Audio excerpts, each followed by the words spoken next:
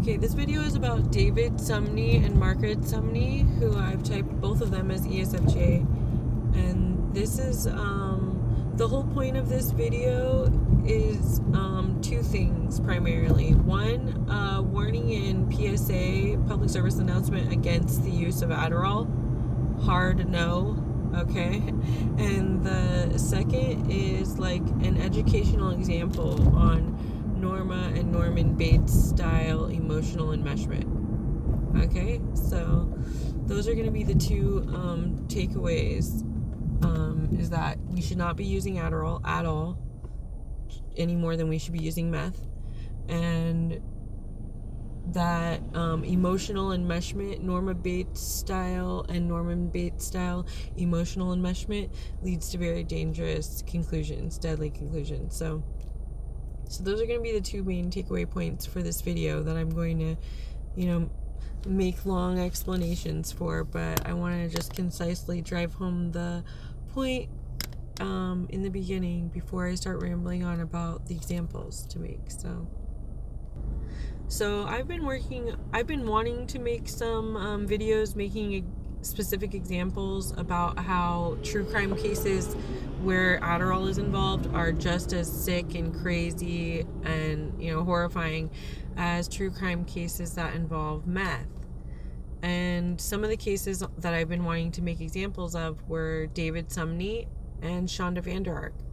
So I'm not going to talk about Shonda Vander Ark much more in this video because it distracts away from the other point about Norma Bates style emotional enmeshment.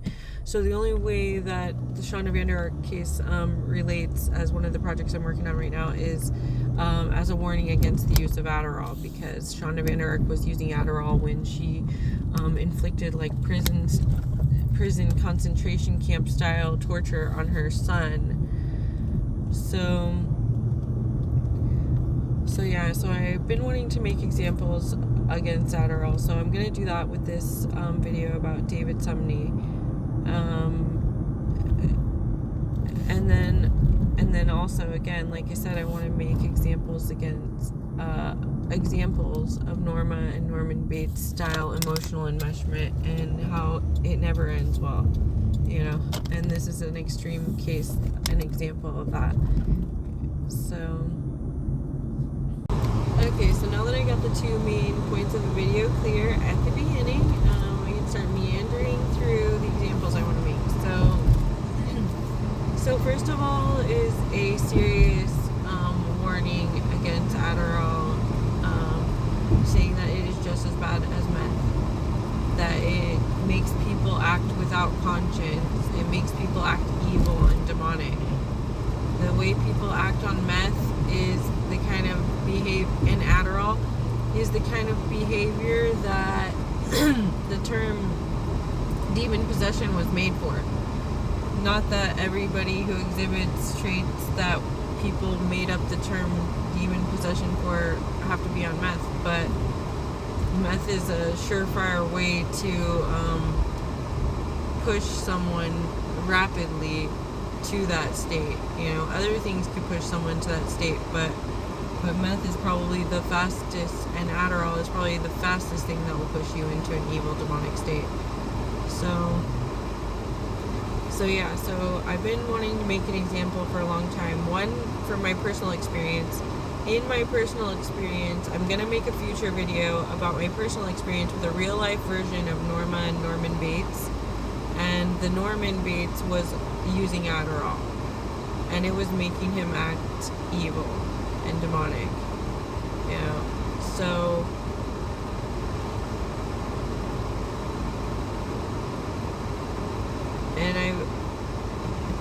so I have that personal experience to draw from. And then also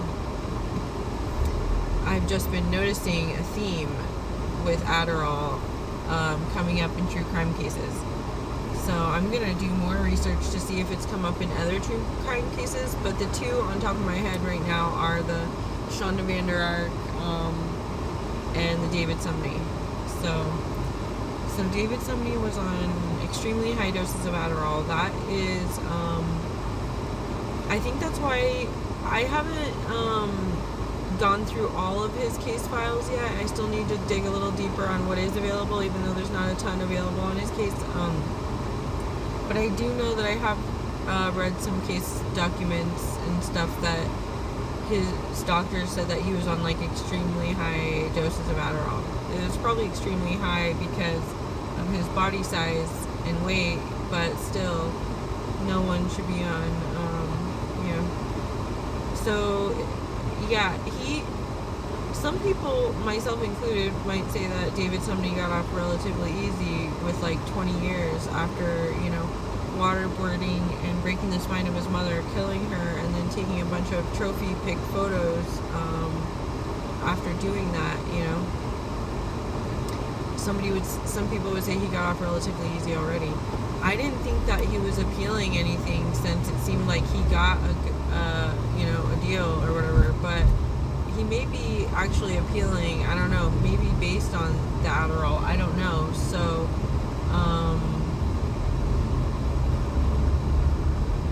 but I would think that, but I think he should, I don't know how he got access to Adderall to begin with, because his personality type isn't a personality type that typically is diagnosed with ADD or ADHD, so it seems like maybe just his affluence was how he got access to Adderall. Like, maybe he wanted it, I don't know, but if you have enough money, then you can get a doctor to write you a prescription for anything or whatever, that's how it seems like to me. Like, I'll have to do more research, but it seems like,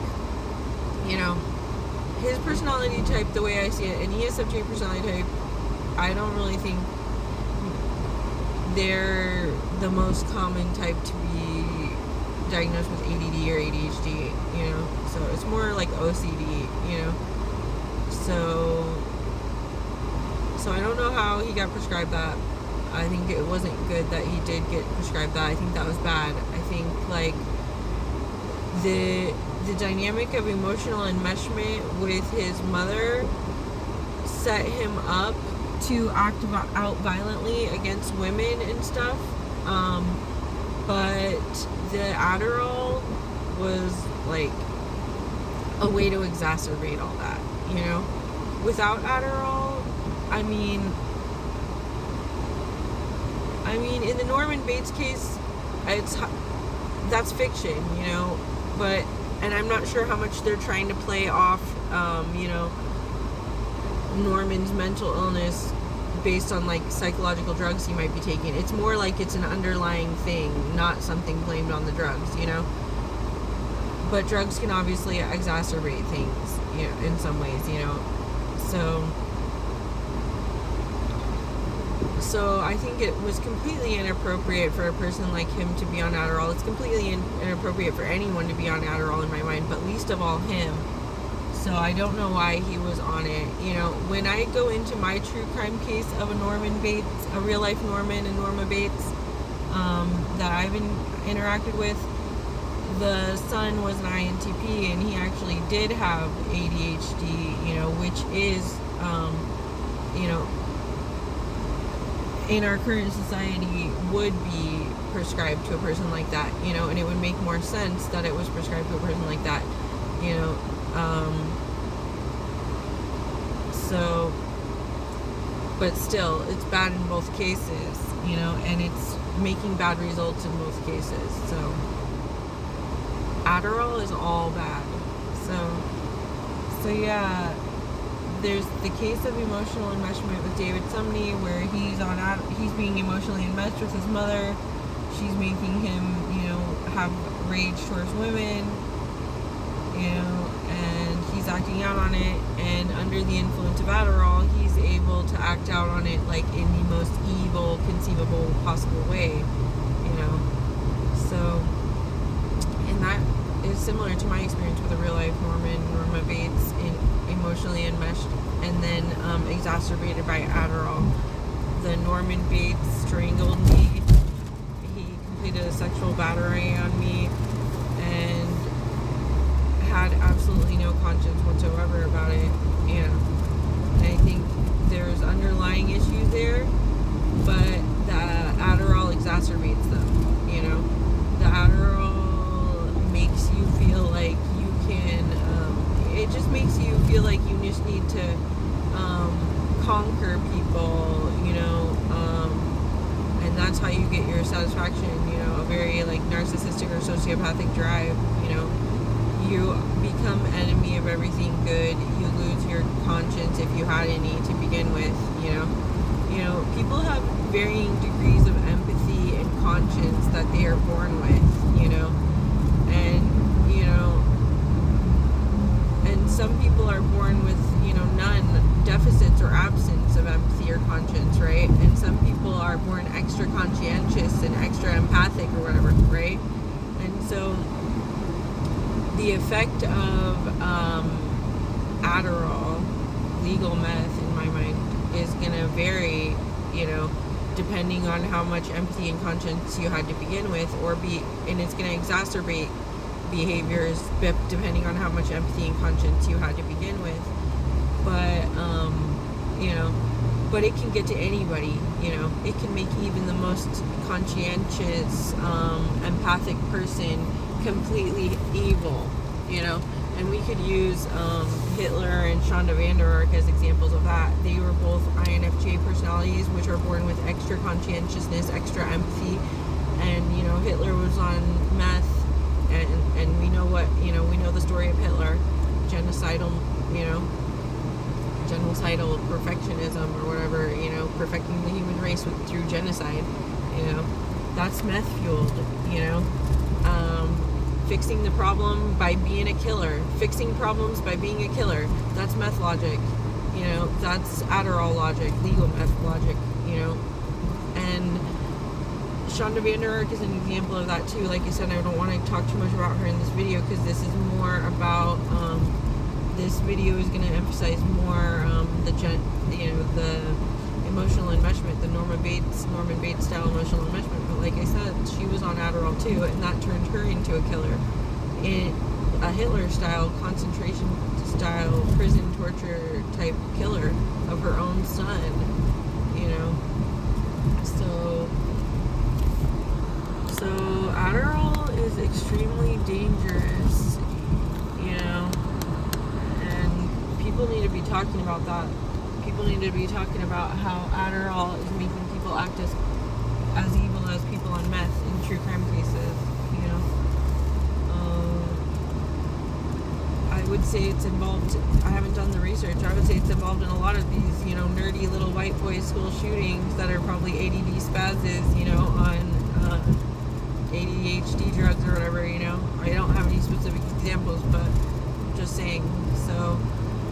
So yes, I really want to drive home the point that Adderall is, you know, depleting empathy and conscience and exacerbating issues of people without empathy and without conscience, you know.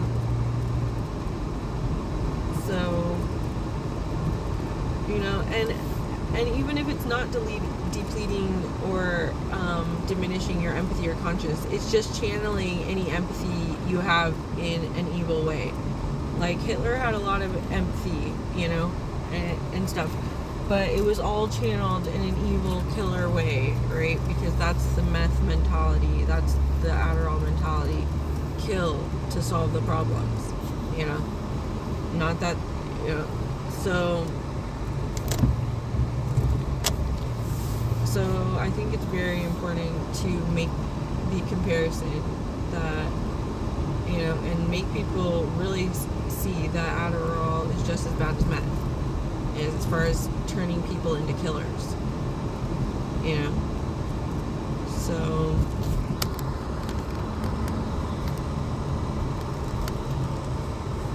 now I'm gonna try to go talk about the second point more, which is more about the emotional enmeshment, and then after that, then I'll try to tie it all together a little more. Okay, so like I said, the first part of the video was warning against Adderall. The second part is going to be talking more about making an educational example of Norma Bates and Norman Bates style emotional enmeshment and how it never ends well, you know. So, I could start by saying, like, you know, the video that I learned about the David Sumney case which was Dr. Todd Grande's video about the case. You know, on the thumbnail there was a caption like "A Mother's Endless Love," you know. So that's a perfect type of caption to characterize, you know, Norma Bates style emotional enmeshment, you know. You know, a mother's endless love is supposed to be a good thing, right? You know, we idealize that in our media and stuff like that, and yes, it is. But when it is taken to these certain characterized extremes or whatever, it never ends well, you know. And this is going to be an example of that. I mean, who wants to end up like this, you know, in prison or dead, you know? And it's inevitable in these cases of emotional enmeshment, you know. So, so it seems like, you know, in these cases of Norma Bates style emotional enmeshment, you know, you just see the mom and the son being emotionally incestuous. Like, they're just like enmeshed. Enmeshed means like they're the same person, you know. And in this case, it's kind of trippy because, yeah, it's like she gave birth to a version of herself, but just in a male body, you know, because they have the same personality type too. ESFJ. In my case of true crime, being with a real life version of a Norma Bates emotionally enmeshed, the son was INTP, so it's quite different. But INTPs have an ESFJ side under stress because we all act as our reverse types under stress. So he was actually being like his ESFJ mother, like a clone of her, or being her in that way too, you know. So in these cases of Norman Bates style emotional enmeshment, it's like the two have become one, you know. One person, two bodies, right? Like, they're interchangeable in some ways, you know. In my true crime case, it was just like Norman Bates, where, you know, where Norma and Norman Bates are like, you know, burying bodies together, you know, covering for each other and stuff like that, and the mom is enabling and covering for her son's bad things that he's done just because he's mentally ill or whatever, and he's suffering, and she's trying to take care of him and baby him and, you know, show a mother's endless love or whatever, you know. And it just ends up enabling and fueling the violence to go even further. So I kind of lost my point there, but there is so much actually to say now that I'm getting started, so bear with me. So in the Norma and Norman Bates psycho story, you know, Norman has a bona fide case of multiple personality disorder, and his other personality is his mother. And that's similar to the true crime case I'm going to tell, where I experienced with a mom ESFJ and a son INTP, where he actually had another personality that was his mother. Okay, I don't know if that's the case with David Sumney here. I don't think it is. To an extent that he had any alternate personality, it was drug induced, you know. Where I think in the cases of Norman Bates and in my real life version of Norman Bates, like, it was an underlying thing that was already there, and it wasn't induced by drugs. It was exacerbated by drugs, but it wasn't induced by drugs. It was already there. So, but in David Sumney's case, I think he was more induced to act out of character by the Adderall.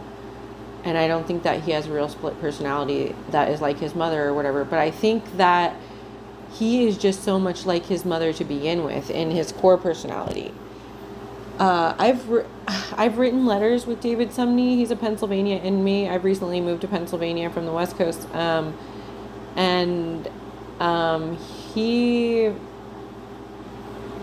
on.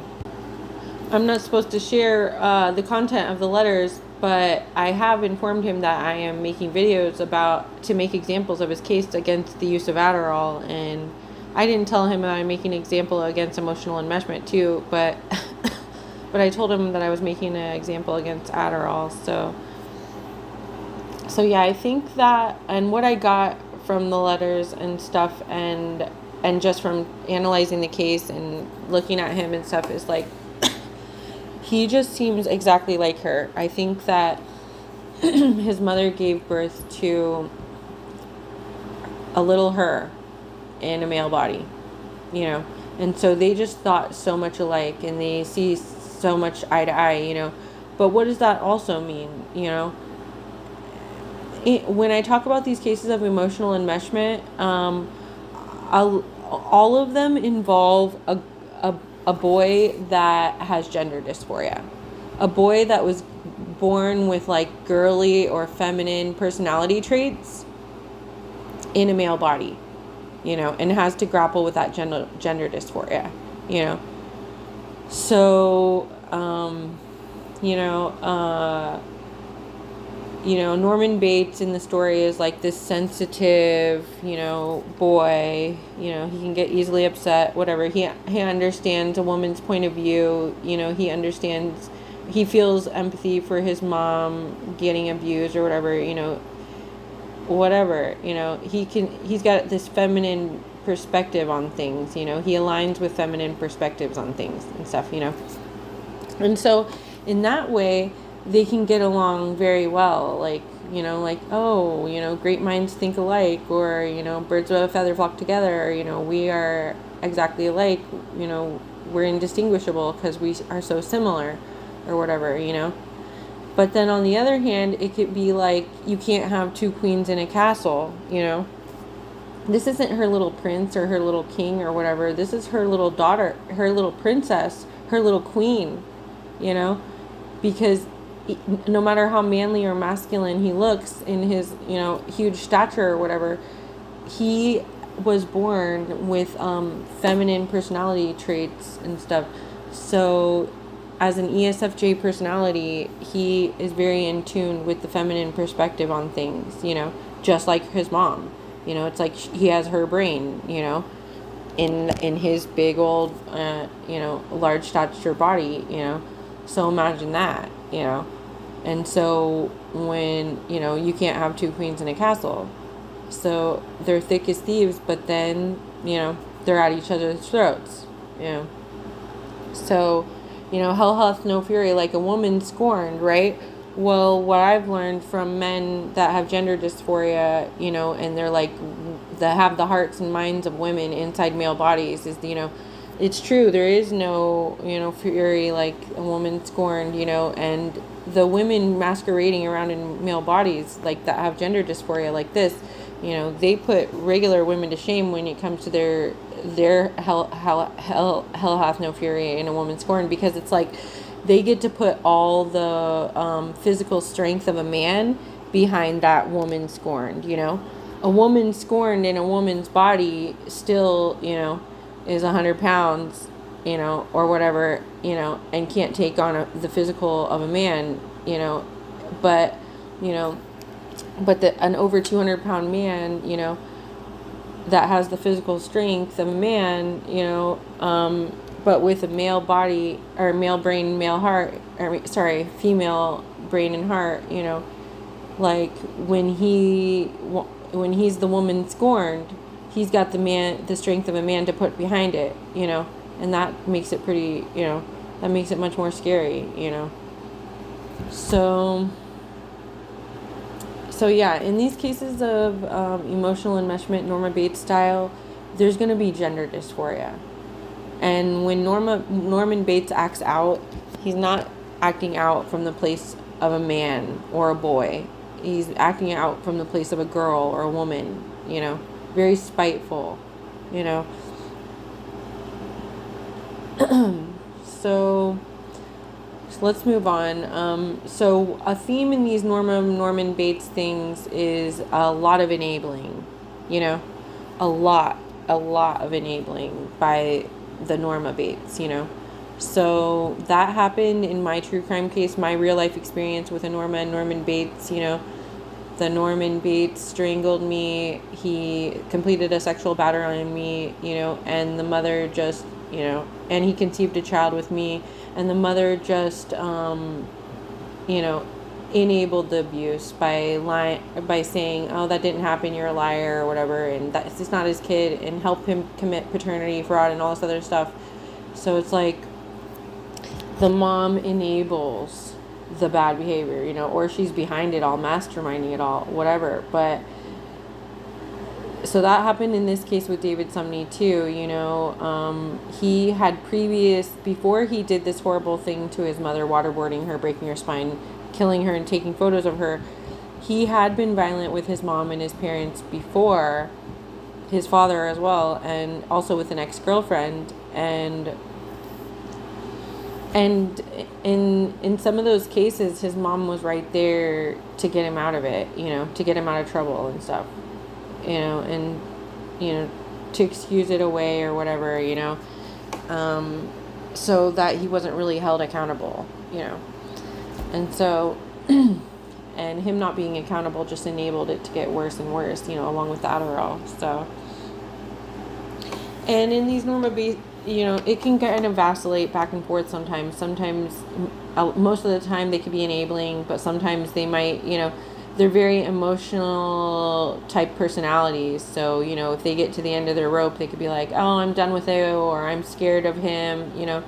There was a time when Margaret did go to the police and say, he tried to kill me. He uses his hands as a weapon, here again, putting the strength of a man behind the scorned fury of an actual woman.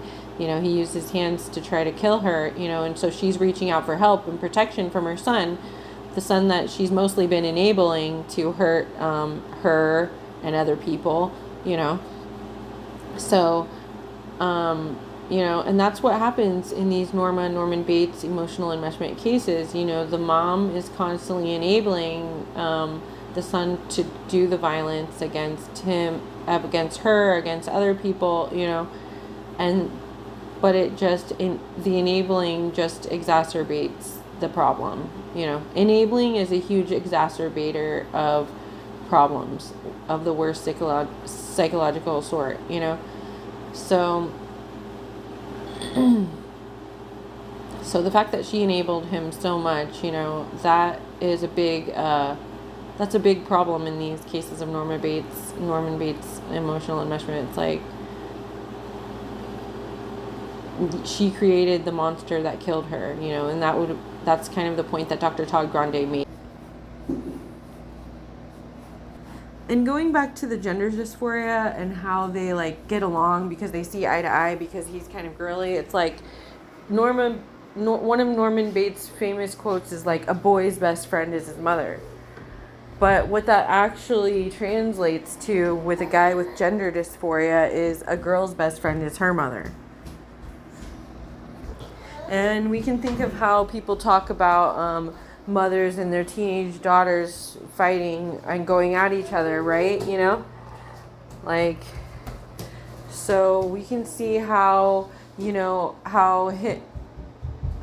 their great relationship that they have because they, their best friendship or whatever that they have because they're so similar can also just turn into a rivalry, a female catty, spiteful rivalry, where they need to one-up each other or whatever. And he became obsessed with one-upping her, which ended up,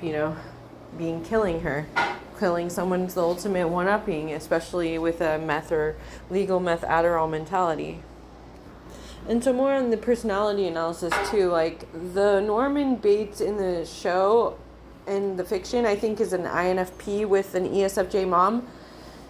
And so that match, the ESFJ mom matches all the cases. Like my true crime case of a Norman Bates, it's an ESFJ mom. This David Sumney case, it's an ESFJ mom. But it's different personalities for the sons. The Norman Bates fiction, I think he's INFP. The Norman Bates that I had a baby with is an INTP. And David Sumney's an ESFJ. And like I said before, the INTP under stress in some MBTI theory would act like their opposite type. So they would act like ESFJ sometimes, especially under stress. And so that would make the ESFJ with the INTP sun sometimes have an ESFJ sun, and vice versa too, with the ESFJ sun that would sometimes be INTP, like David Sumney.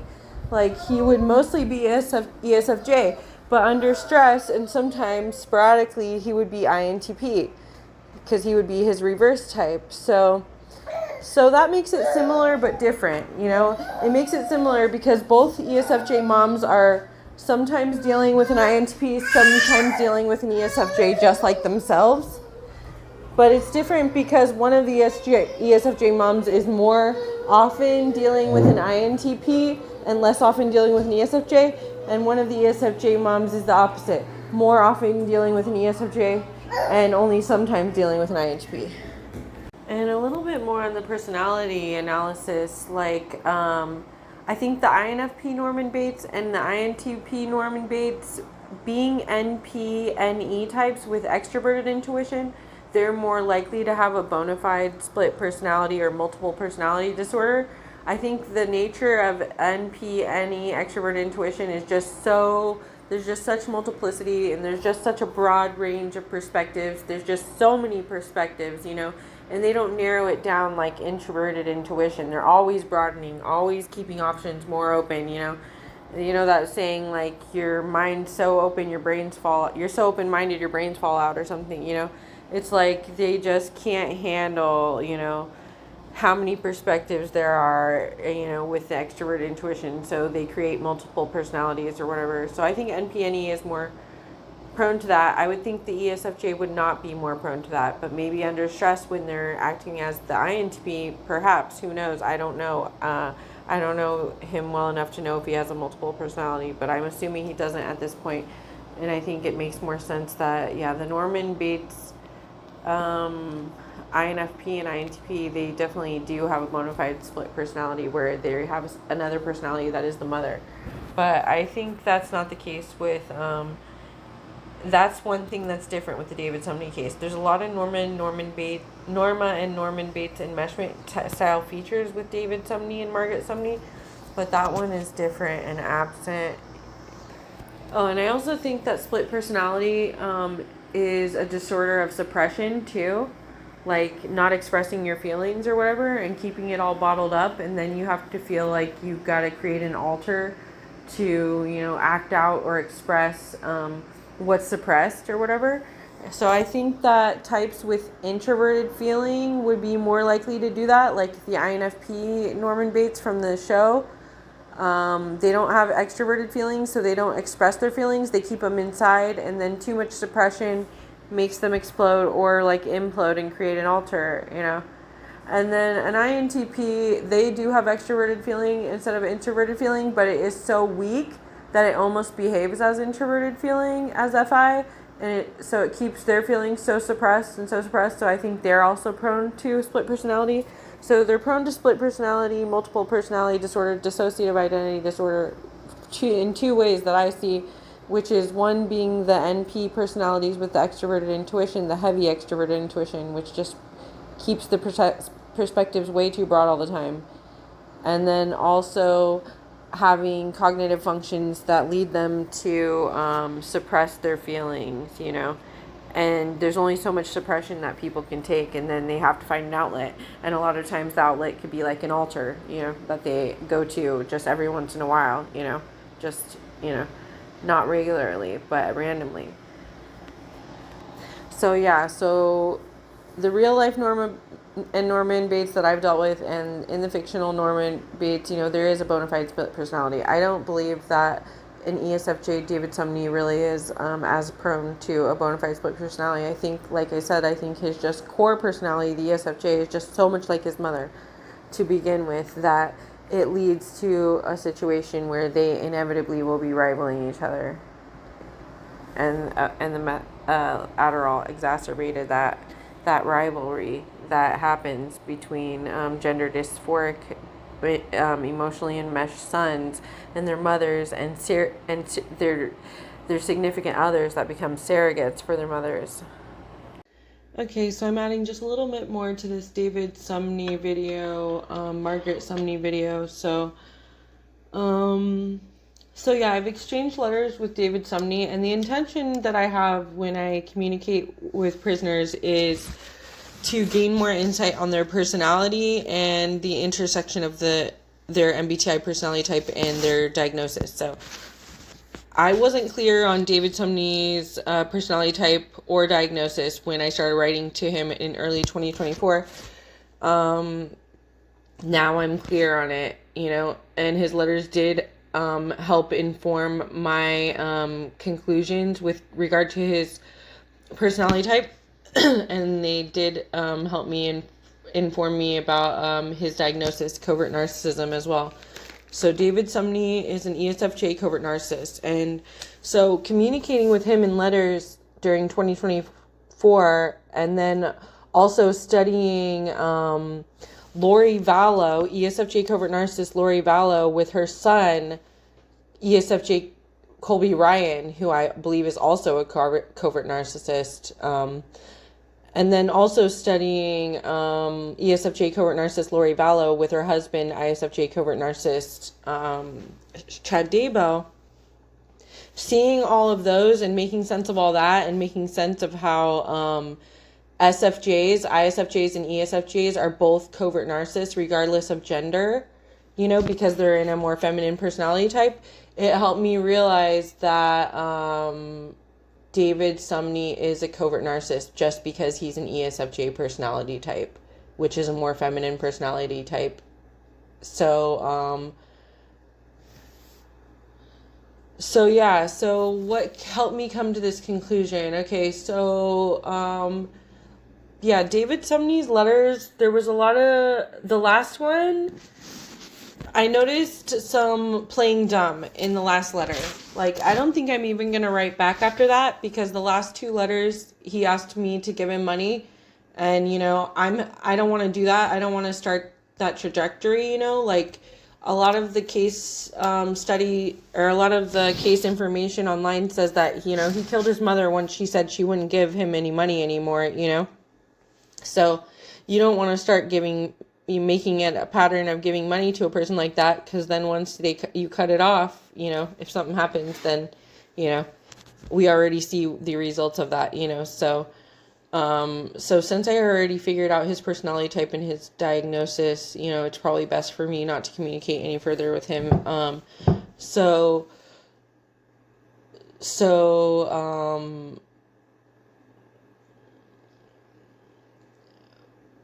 But let's see. So the letters, his last letter was playing dumb a lot, which reminded me a lot of Lori Vallow,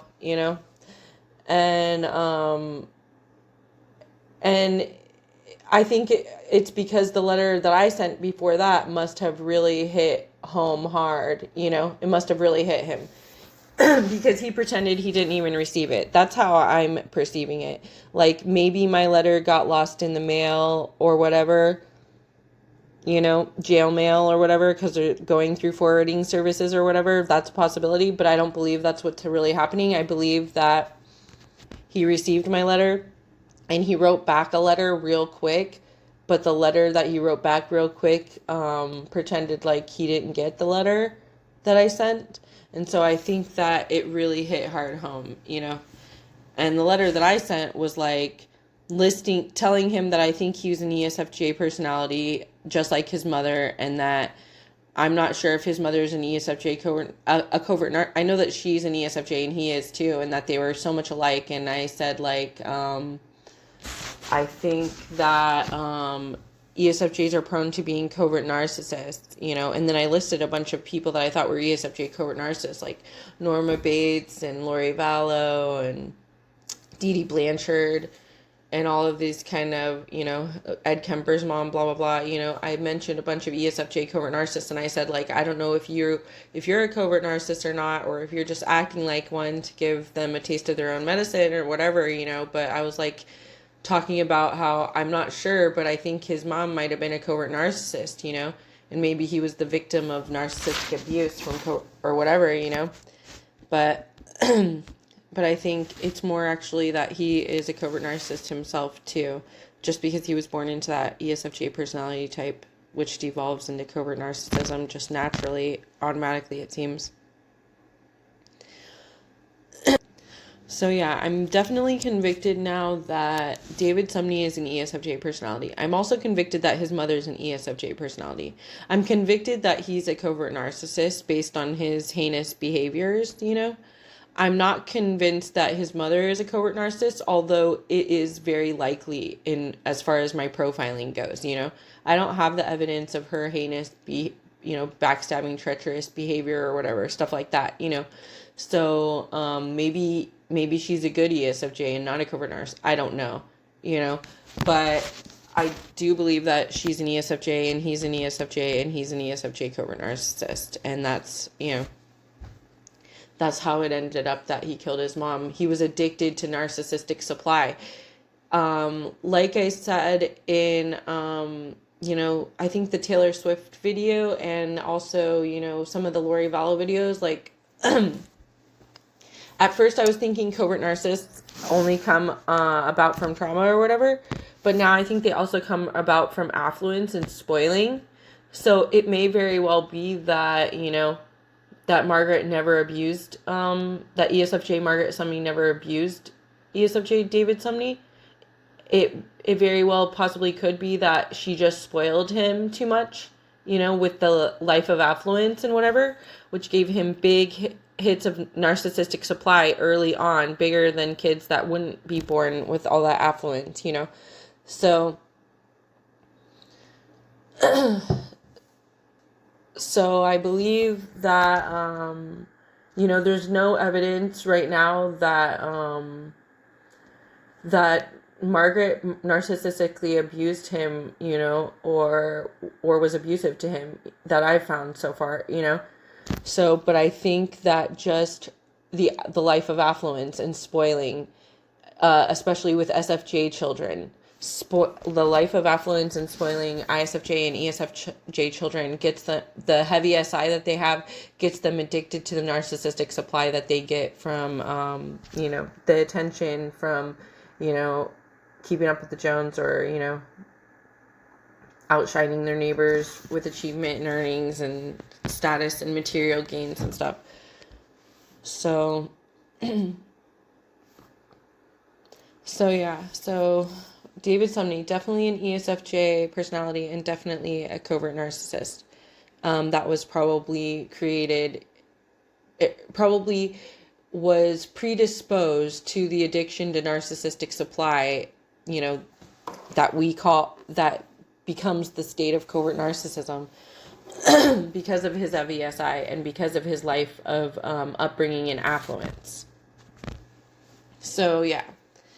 So I've come to all that conclusion in 2024, and like I said, I laid almost all of that out there bare in front of him, like that there's a theme of ESFJ covert narcissist, and he just sent a letter back like, oh, I didn't get a reply from you after my last letter, and could you send money, So playing dumb and wanting money, it just says covert narcissist all over it, He doesn't want to talk about deep subjects, One reason I talk to prisoners, besides trying to get insight to get their personality type and diagnosis, is to see if I can, give them insight on themselves that might be transformative to them. And in typical narcissist fashion, David Sumney is not interested in any of that, He's just interested in, money for narcissistic supply or maybe some cheap attention or whatever, So he doesn't know what to make of me and seeing what he can get out of me attention-wise or financially, but he didn't get what he wanted, of course. So,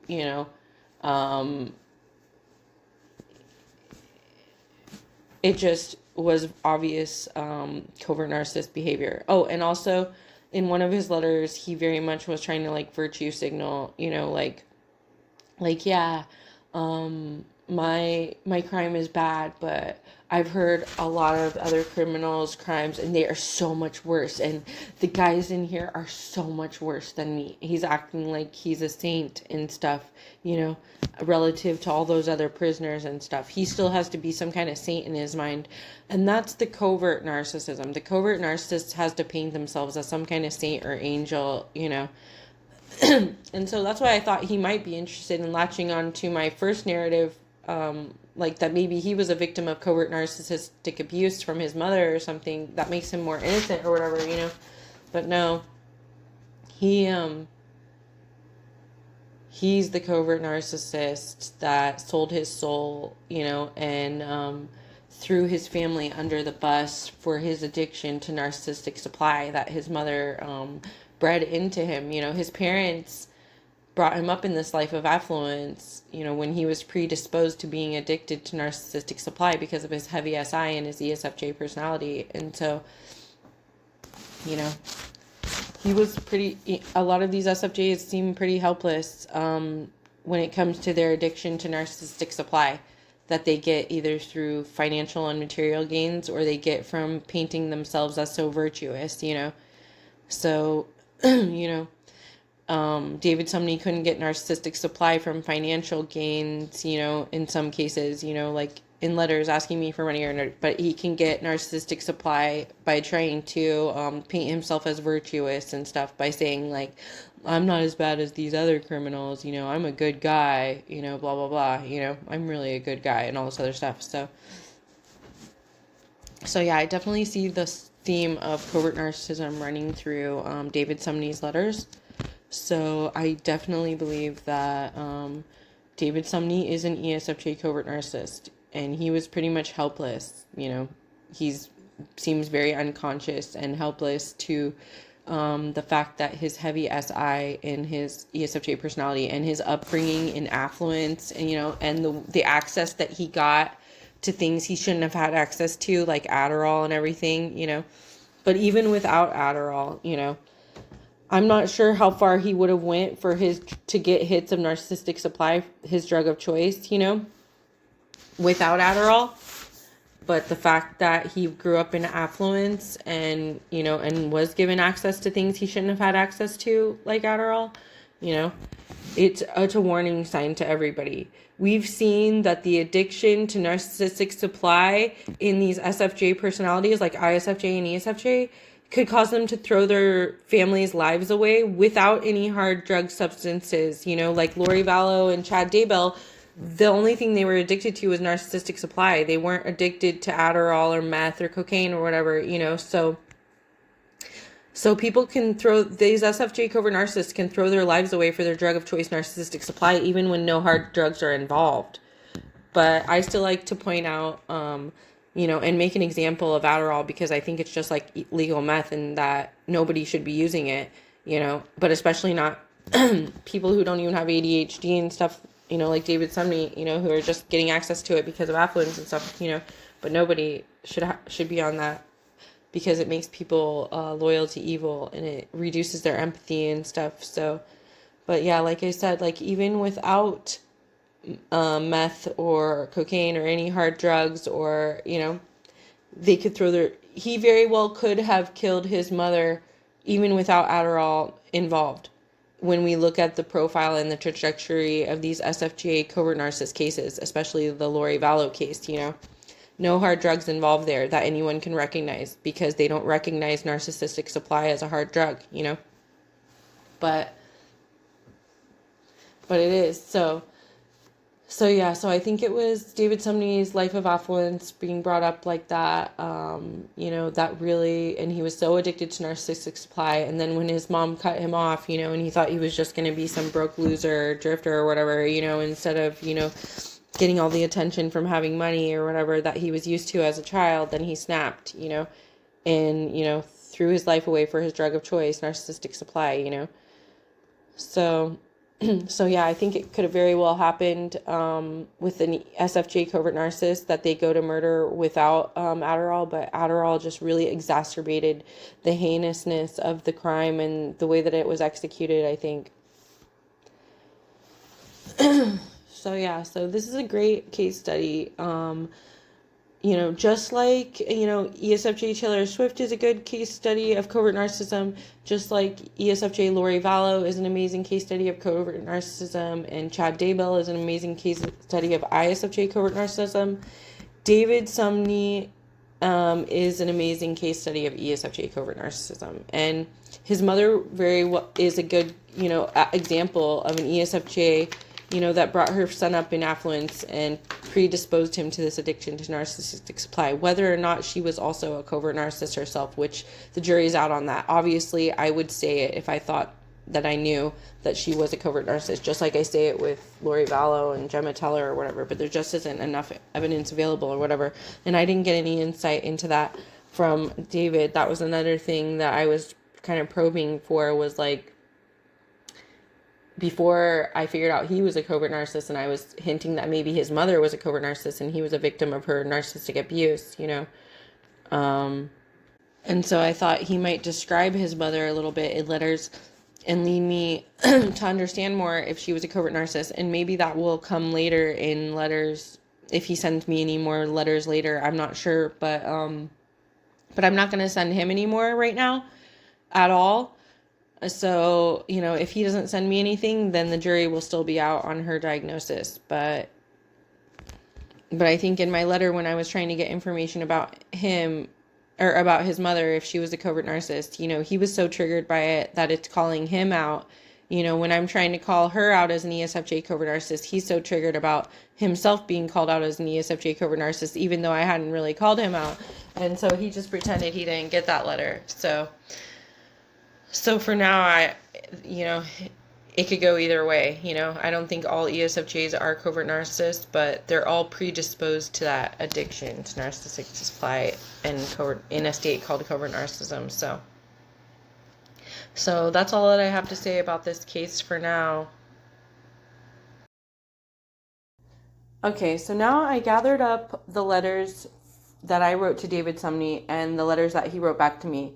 Unfortunately, I lost the last letter like a dummy, throwing it away in my car with some other garbage, but luckily, the letter I threw away was his last letter to me, and it was only like one paragraph long, so there isn't much for me to remember from it. Like I said, all it did was, one, pretend like he didn't get my, the letter before this one that talked about ESFJ covert narcissist monsters and stuff.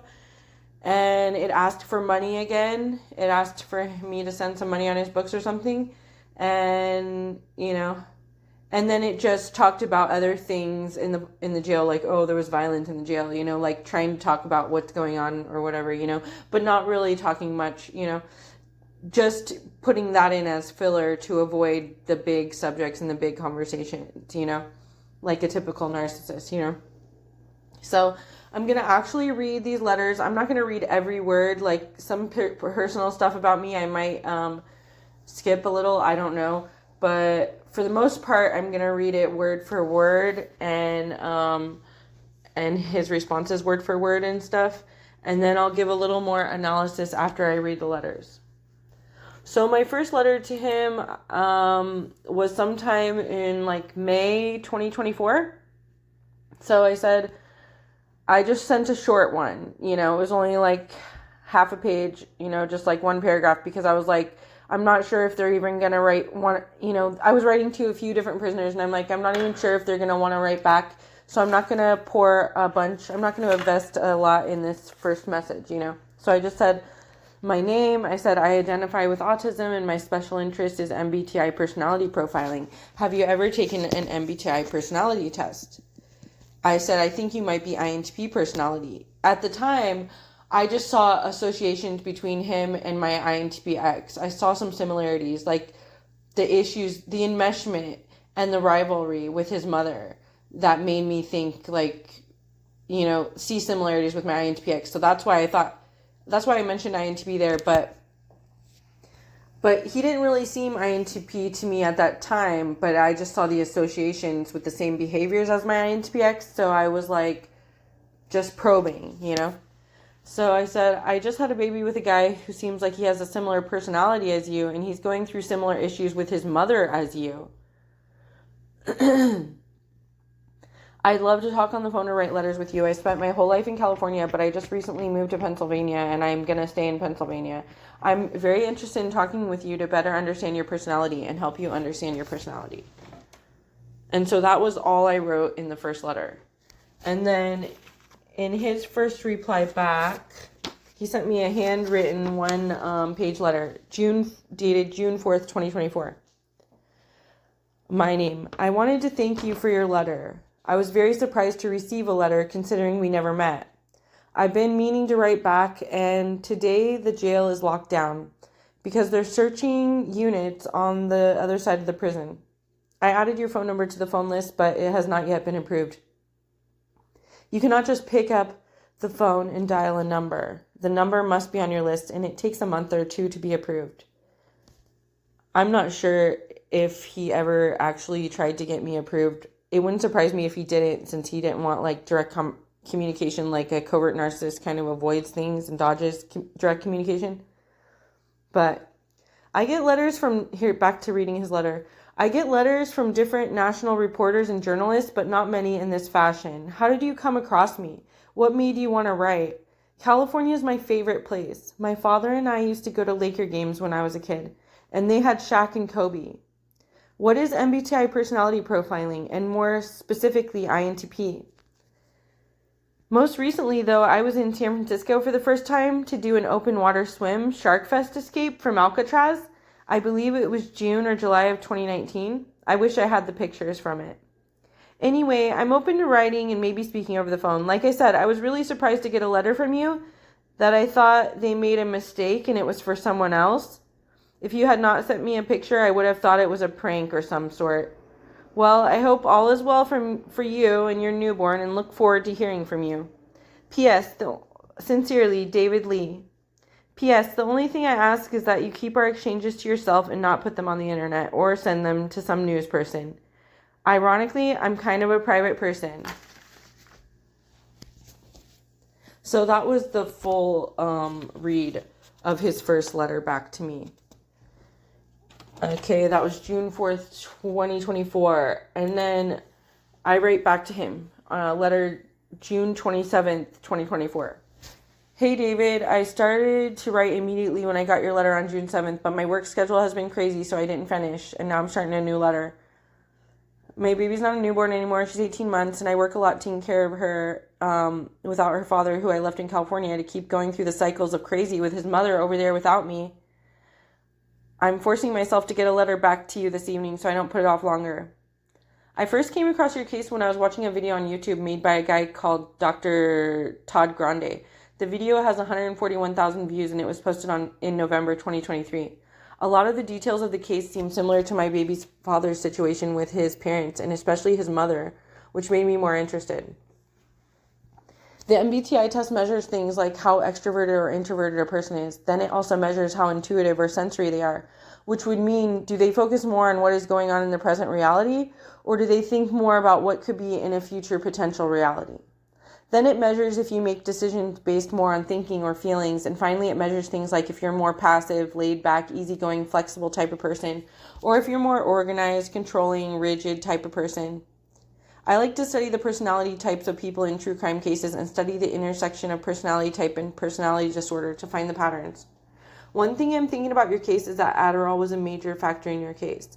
I know you have no further reason to explain yourself to the system since you already got off relatively easy as far as the sentencing is concerned. But as far as making sense of yourself for yourself and explaining your actions to other people who you might want to be more sympathetic to you, I really think Adderall has a lot to do with the increased capacity to commit violence.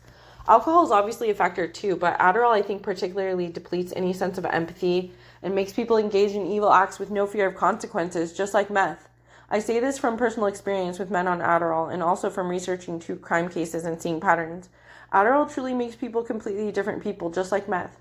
No matter how you make sense of your life to yourself, I'm using your case as an example to people in my own YouTube videos, talking about how Adderall use comes with too high of a price to pay, making people lose their empathy and fear any consequences of engaging in evil. So you don't have to tell me, but I'm curious when and how often you used Adderall in the overall timeline of your life and your perspective on how it affected your thoughts, emotions, and behaviors. My baby's INTP father has been on a lot of Adderall, and he has acted completely evil, acting out with physical violence without empathy and without fear of consequences of evil while taking Adderall. I've influenced him to stop taking Adderall, I hope. He wasn't influenced when I said it reduces empathy. He seems to like the idea of less empathy, like a superpower. But when I argue that Adderall prematurely ages people, making them lose their hair and look old just like meth does, that definitely makes an impression on him. I'm guessing you aren't on Adderall in there, but if you are, I don't think you should be, and I definitely think you can legitimately blame Adderall for a large percentage of fault in your case. Adderall makes people lose all sense of their conscience and empathy. I don't think anyone should be on Adderall ever. I'm using your case and the case of Shonda Vander Ark, a mother who tortured and killed her son by starving him to death, as examples of how Adderall use in true crime cases is just as bad as meth use in true crime cases. I wonder if the thought ever occurred to you that Adderall was a major factor in your case. I tried to be sensitive talking about your case, but also be direct and real. I'm not sure if jail calls can go to Google Voice or to cell phone, but here's my phone numbers again in case you want to call sometime. I understand your PS2 and won't talk about my communications with you on the internet. I could say a million more things, honestly, because I have so many thoughts about you and your case, but I don't want to overwhelm you, and if I try to mention them all in one letter, the letter gets to be over 10 pages, and I still don't feel done and never send it. Just like when I tried to write back to you on June 10th. So I'm trying to send shorter letters so I actually finish them and send them. Take care. So that was my 3-page letter back, basically bringing up the significance of Adderall in his case. All my letters were or typed, so they seem more formal. So now I'm going to read his second letter back to me, and this is actually typed. So it seems like it's a 2-page typed letter, and it seems like he wanted to, seem more formal and seem more intelligent after reading my second letter and seeing how, nerdy and, that I was being. So his second letter back to me, typed, dated September 3rd, 2024. I apologize for the late response. I was going to write several weeks ago and things just kept happening. There were a bunch of staff assaults in June, more in that 1 month than all of last year. So they locked the whole prison down, and they had the CERT team come and search the whole prison block by block. Normal shakedowns are conducted by the COs at the prison. The CERT team is from different jails all over the state, and they just ruin everything as they leave and do not have to deal with the aftermath. It took all week. They destroyed my cell, but many people had it much worse than I. Some people had their legal worksheets, pictures thrown in the toilet. They also took some people's mattresses, so they slept on the steel bunk. Of course, over the next couple of days, they got those things back, but it was a pain in the ass to deal with. They messed my TV and tablet up. The TV is barely functioning now, and I will eventually have to get another one.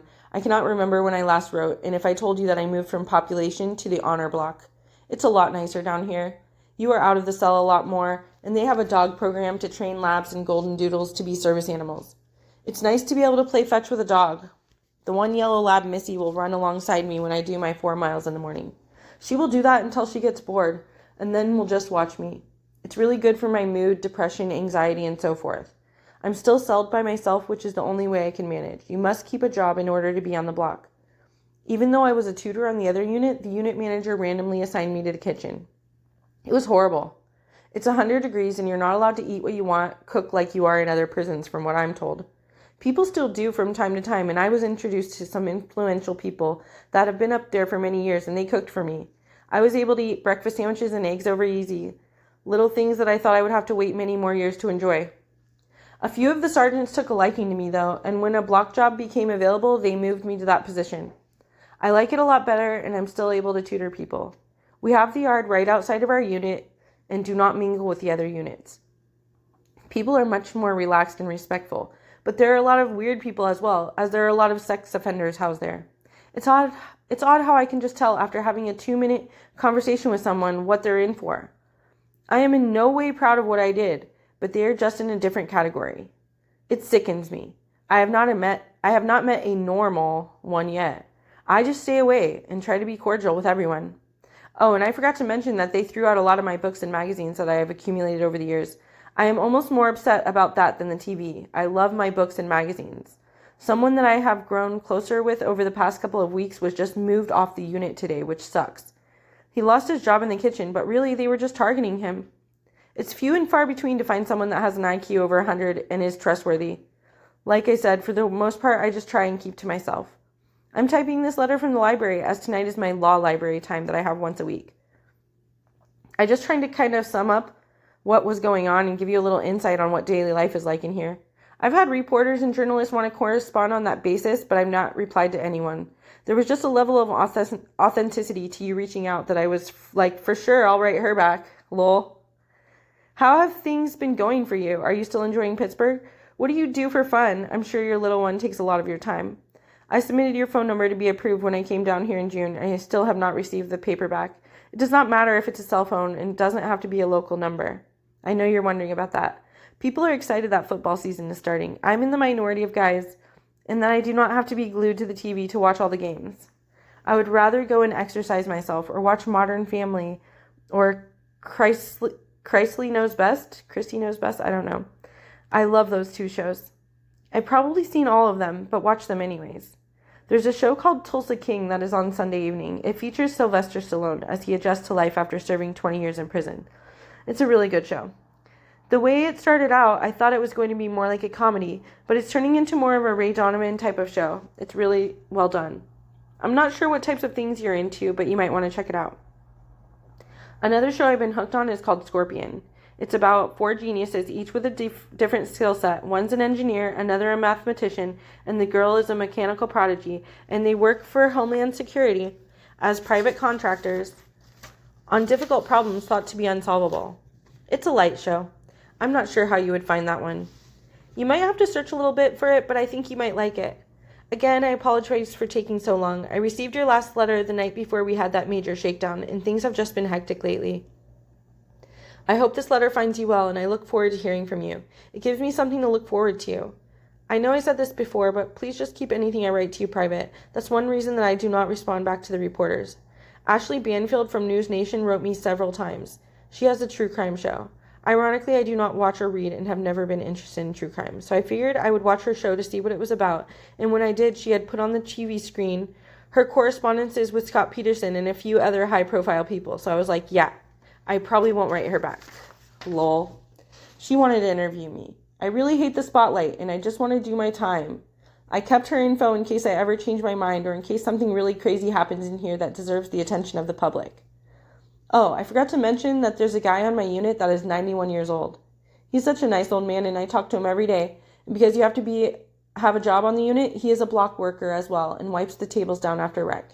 He has a cane and is in a wheelchair most of the time. He looks so much like my father, it's crazy. He has been in prison for probably 40 years. I believe he killed his wife. He's really quite sharp mentally and knows how to email and everything. I'm actually helping him with his communication to see if they could consider paroling him. He really is not a threat to anyone anymore. He likes to look at my car magazines. It's funny because on the inside of his door he has a bunch of pictures of models in bikinis. He cracks me up. He was discharged from the military in 1953. He's fucking old. Lol. I hope things work out for him. It sucks that we made decisions that we cannot take back that forever change many lives. That's why I try and do some good in here. I know I was a little all over the place, but had a lot that I wanted to update you on. I will put this in the mail tonight. When you respond, please let me know what day you received the letter so I have some idea how long this takes. Also, there is no spell grammar check, so I just type and print. Hopefully you can follow. Also, we are able to order better food, fish, meat, hygiene items, coffee, ice cream, soda.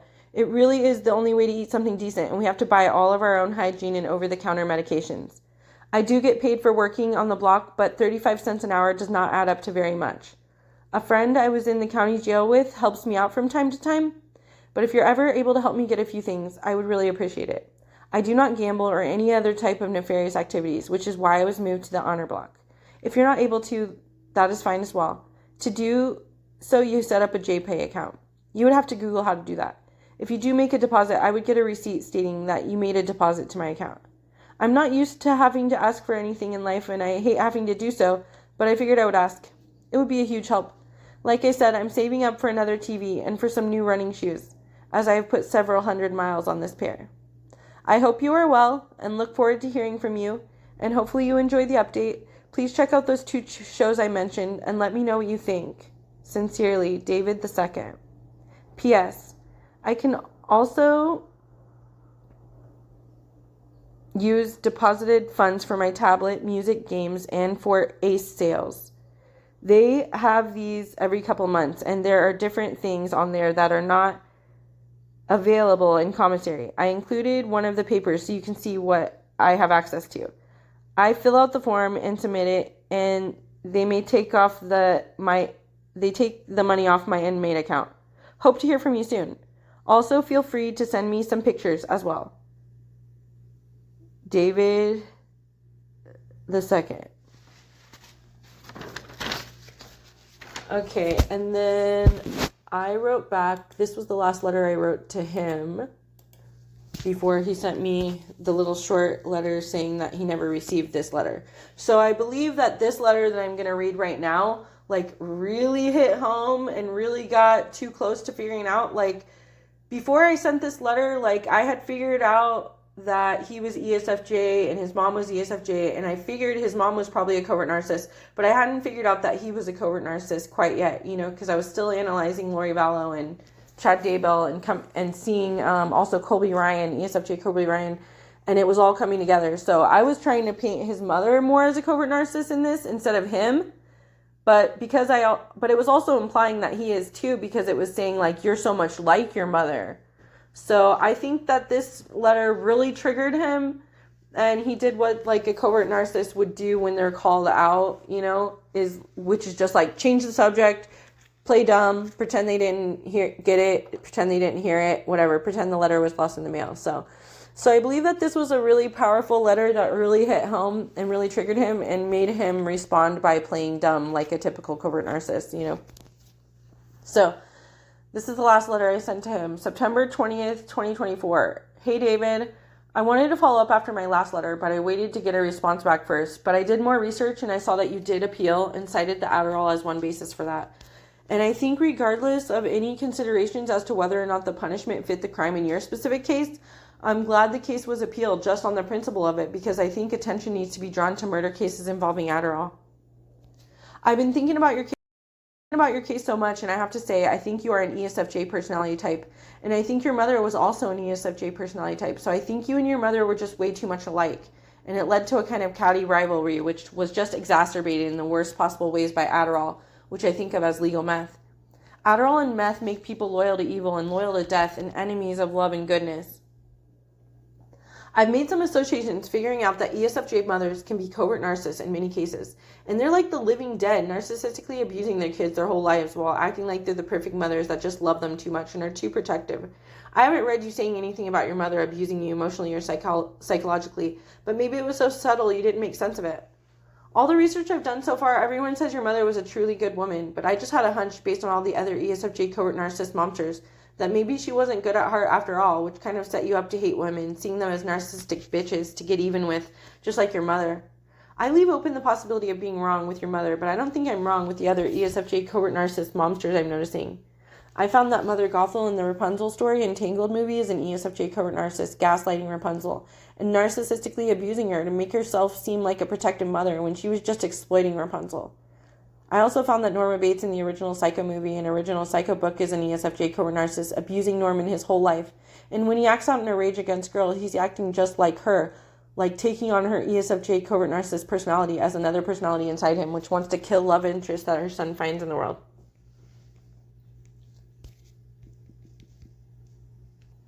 I think in your case, it's highly possible that your mother was an ESFJ covert narcissist monster who narcissistically abused you your entire life. And then when you lashed out at her, you were just being exactly like her, being a cold, heartless ESFJ covert narcissist. I don't think you have another personality like Norman Bates, since he has another personality like his mother that lashes out in violence. But I think your core personality is just so much like your mother's, it led to rivalry. And then Adderall made it the most evil kind of rivalry. But if your mother was truly a covert narcissist who was always narcissistically abusing you, that kind of abuse is so severe, it could lead to murder even without Adderall involved. I noticed ESFJ covert narcissist in Gemma Teller in Sons of Anarchy, who killed her son's wife because she hates love as a covert narcissist. And I also noticed ESFJ covert narcissist in Lori Vallow, who killed her kids, but then at sentencing gave a long speech about how she was a perfect mother. I also think Dee Dee Blanchard was an ESFJ covert narcissist monster who was abusing her daughter Gypsy Rose, which led Gypsy to kill her. I also think Ed Kemper's mother was an ESFJ covert narcissist, which led him to see all women as evil narcissistic bitches. And so he killed girls that were like his mother and then finally killed his mother, which I see as him standing up to the narcissistic abuse he endured since childhood. My ex that I told you about is like a real-life Norman Bates, and his mother's like a real-life Norma Bates. And his mother's an ESFJ covert narcissist who's brainwashing him to hurt girls who he finds love with. I think he might eventually kill her, just like the Norman Bates stories. For one more comparison, I think Shannon Watts was an ESFJ mother who was not evil, not a narcissist, and she drove her ISFP husband Chris Watts to snap and murder her and the kids. I think his mother was seeding and feeding some evil in him about his wife, but either way, ESFJ moms who aren't even narcissists can drive their loved ones to murder from being so controlling and smothering them.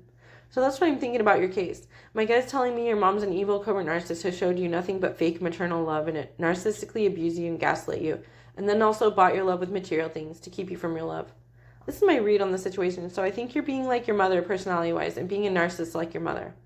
I'm not sure if you're a narcissist or just acting like one to give her a taste of her own medicine, but I wouldn't be surprised at all if your mother was a narcissist and capable of love, and that's the kind of evil woman that created a monster to backfire that evil on her.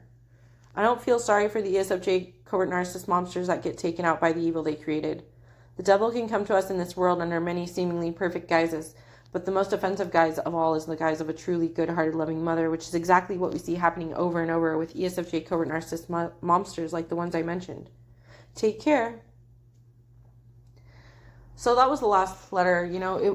It's like, holding nothing back, really coming out with it, even though I didn't call him a covert narcissist, because I wasn't sure at that point. But I guess he just really took it and it really hit home. So yeah, this was dated September 20th. And, before October even rolled around, like the last letter that I got from him, I'm pretty sure was dated the end of September or whatever. Like he fired back a reply very quickly and it was like, I haven't heard from you. I haven't got a reply from you in a while. So I was reaching out to see if you're going to write me back or whatever. And, and in this final letter that I sent, I completely ignored his request for money. I didn't write back and say like, oh no, I'm sorry, I can't afford that. Or yeah, eventually I'll send you some money, whatever. I just like completely ignored his request for money and just talked about what I wanted to talk about, which was trying to figure out whether his mother was a covert narcissist and trying to get him to tell me things about his mother. And so he responded in kind,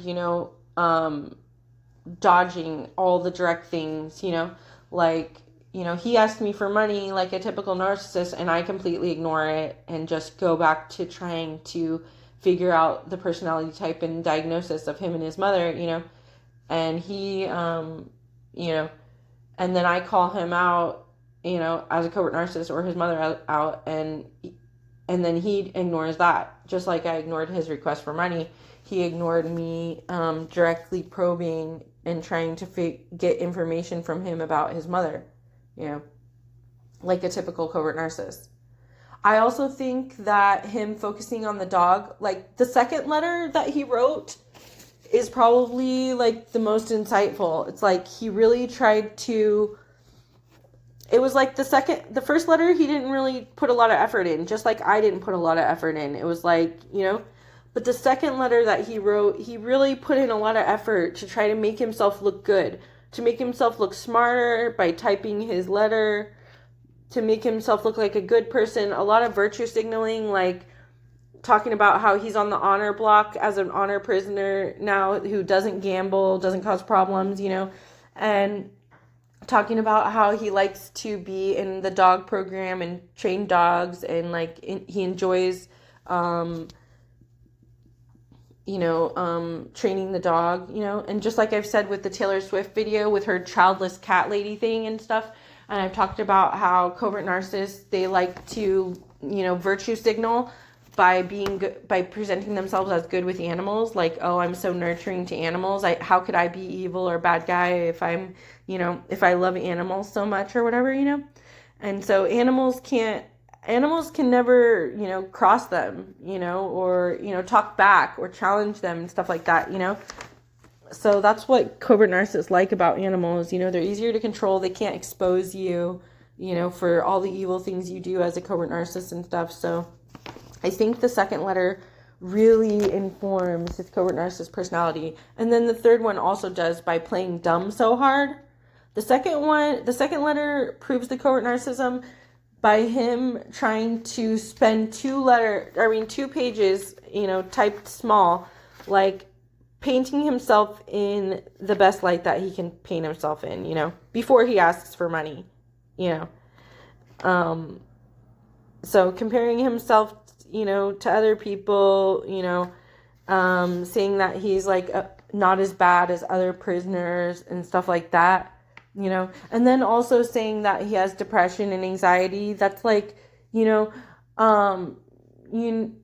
overt narcissists and psychopaths like the INTJs and ENTJs, there's an absence of depression and anxiety. It's like, depression and anxiety is mutually exclusive from like overt narcissism and psychopathy, antisocial personality disorder, So when you've got a covert narcissist who says that they feel depressed and anxiety, and emotional and stuff like that, that's a sign of covert narcissism,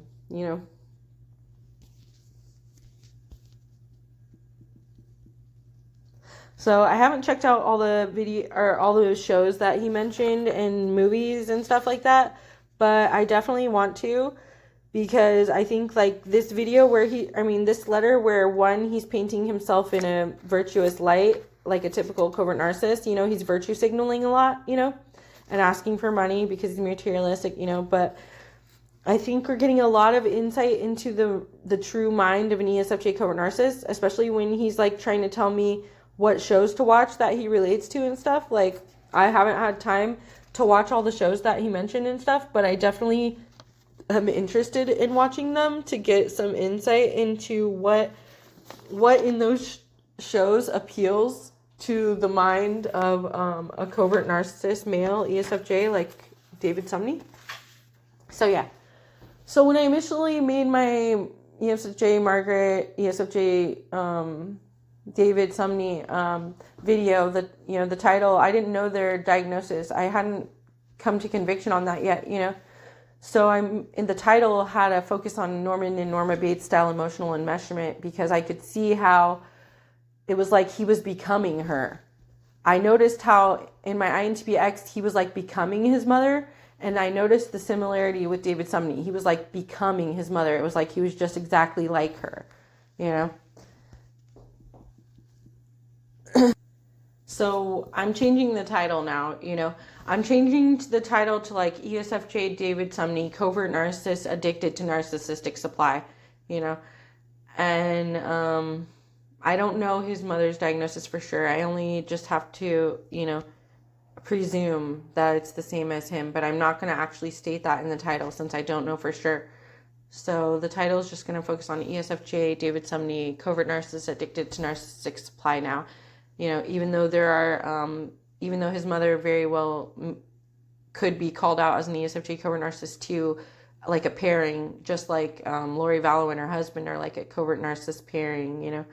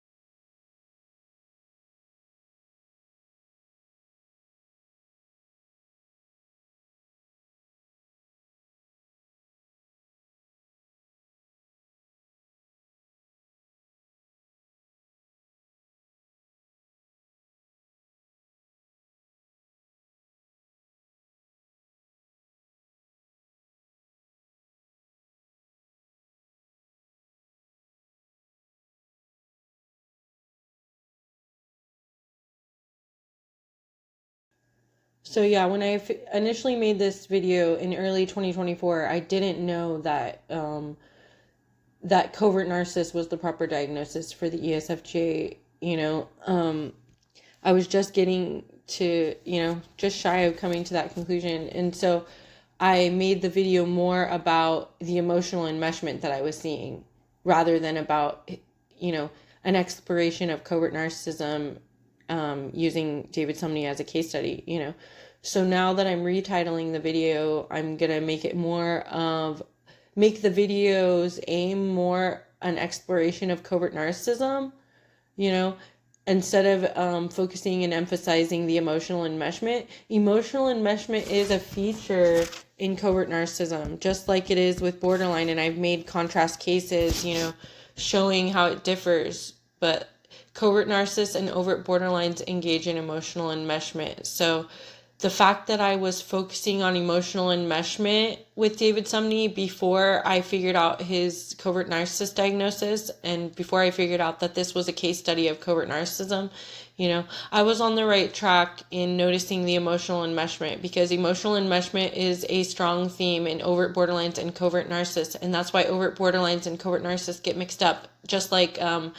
Norma Bates and like Gemma Teller. Norma Bates from the latest Bates Motel is an overt borderline engaging in emotional enmeshment, and then Gemma Teller is a covert narcissist engaging in emotional enmeshment. And so the fact that before I figured out David Sumney's diagnosis was covert narcissist, that I was noticing the emotional enmeshment that was similar to like Norman Bates style emotional enmeshment and stuff like that without the split personality, like I was on the right track to getting to the right diagnosis. So if you're starting to see emotional enmeshment, where the two become one, they look like they're so similar, they're the same person, you're probably looking at an overt borderline or a covert narcissist. And to be an overt borderline, you have to be intuitive and empathic. And that precludes David Sumney. And so that's how he ends up being a covert narcissist. If you're feminine and emotional but not intuitive, engaging in narcissistic abuse, then you're a covert narcissist.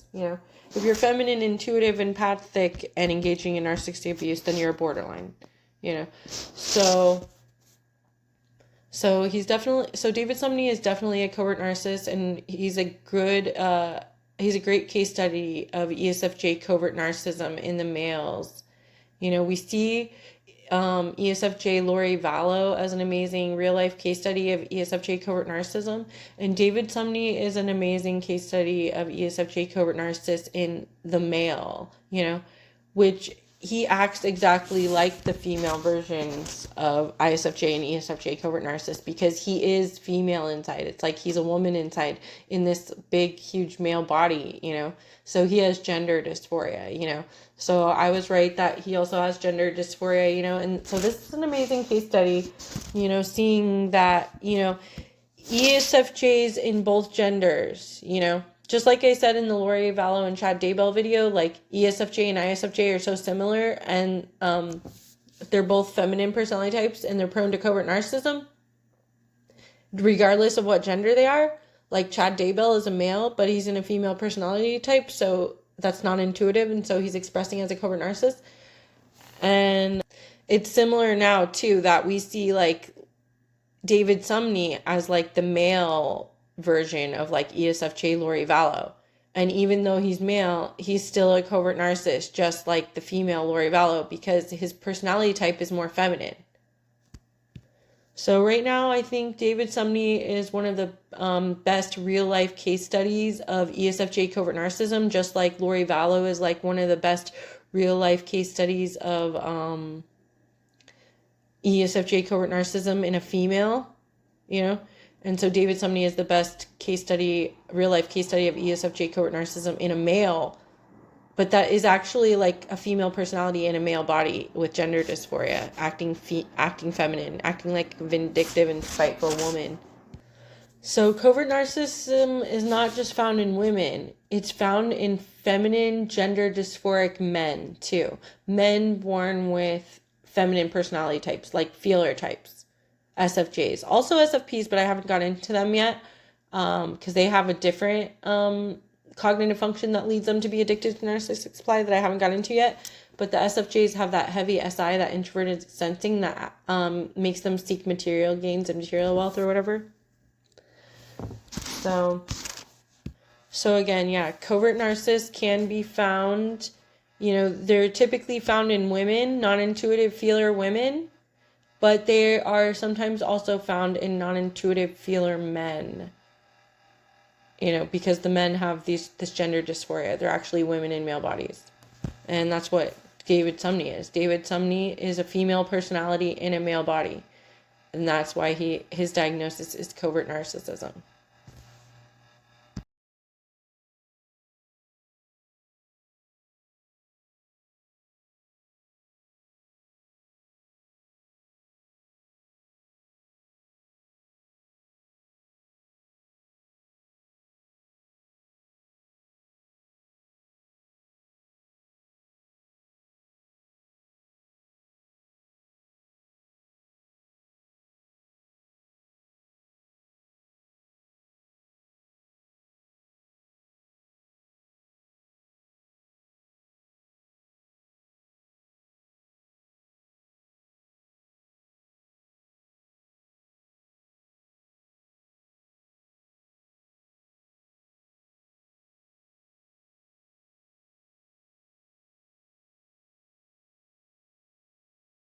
Okay, and another thing I would like to say as a takeaway message is like just showing the population statistics again of how common ESFJ personalities are.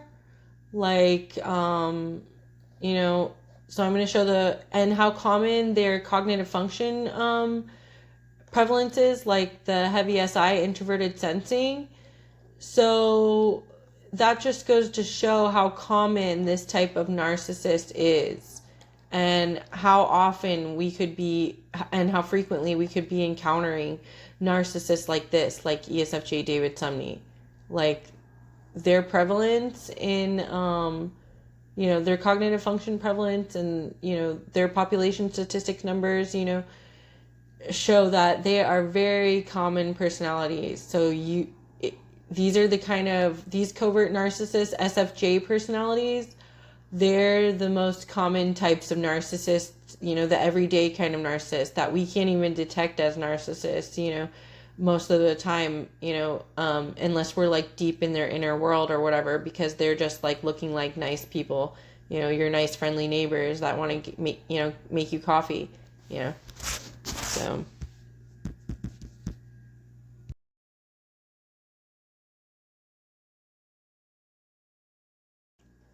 And so what I'm trying to say is that, you know, these SJ personalities, but especially the SFJ personalities that have the heavy use of SI, introverted sensing, that cognitive function leads them to seek excessive material security, you know, and wealth and, you know, impressive status and stuff like that financially. And I mentioned in the ISFJ Chad Daybell and ESFJ Lori Vallow videos how it's their heavy SI, the introverted sensing, that makes them predisposed to this addiction to narcissistic supply from seeking material gains and stuff, and which is why they would kill their own family members for like social security payments and life insurance payment and stuff like that. And I also mentioned, like in the ESFJ Taylor Swift video too, that, you know, in her anti-hero video where she's actually like you know, tongue-in-cheek covertly confessing to her covert narcissism, you know, I talk about how it's the heavy SI in her SFJ personality that causes her to be so addicted to narcissistic supply from pursuing material gains. So that's the same with David Sumney here. He was just born into a personality type, ESFJ, which is predisposed to this addiction to narcissistic supply from seeking material gains and, you know, being impressive financially and stuff. And so I'll say again, like I said in those videos too, it's like things like this should make us look differently at the ideas of addiction and success. Like, you know, without even the Adderall involved in David Sumney's case, like he was addicted to narcissistic supply that he got from, you know, being wealthy, you know, having expensive things, you know, going on expensive trips, you know, he was addicted to that, you know, without even any Adderall involved. He was addicted to narcissistic supply, and it was because he was born into an ESFJ personality, which has heavy use of SI, introverted sensing, that predisposes these personalities, like the ESFJ and ISFJ, it predisposes them to like pursue narcissistic supply, you know, and become addicted to narcissistic supply that they gain from material impressive material gains and stuff like that. They get addicted to the attention and the narcissistic supply from that. And their personality type is just predisposed to that. So David Sumney is just another example of an ESFJ covert narcissist, just like Taylor Swift and just like Lori Vallow, and, it's like they were born predisposed to seek excessive financial security, and get addicted to the narcissistic supply from that because of their heavy SI. So, some personalities are going to be more prone to getting addicted to narcissistic supply than others, based on their cognitive function, strength, order of preference, and these SFJs with heavy SI are very prone to covert narcissism, the state of covert narcissism, where they are addicted to narcissistic supply from pursuing excessive material gains. So, and that's a very SJ heavy SI thing that happens in SJ personalities, which make up, the majority, the bulk of our human population, So that's why covert narcissism is so prevalent in our society, and why it's permeated and infused in all of the systems of society, because of how common the cognitive function of SI is in SJs and SFJs specifically. That's why so many people are predisposed to addiction called narcissistic supply. And that's why we live in a culture that kind of encourages seeking narcissistic supply through material gains and materialism and stuff, because that's what the majority of our society is made up of right now, population-wise, So that's why we have kind of a culture of narcissism, and especially a culture of covert narcissism, where it's like everybody's trying to look great and they're virtue signaling while they're seeking narcissistic supply, seeking hits of their drug of choice, narcissistic supply, So it's these kind of narcissists that are very, permeated through the entire society and infiltrated. And that's the whole reason why we live in a covert narcissist society, a society infused and based on the mental conversations of like covert narcissists, SFJ covert narcissists.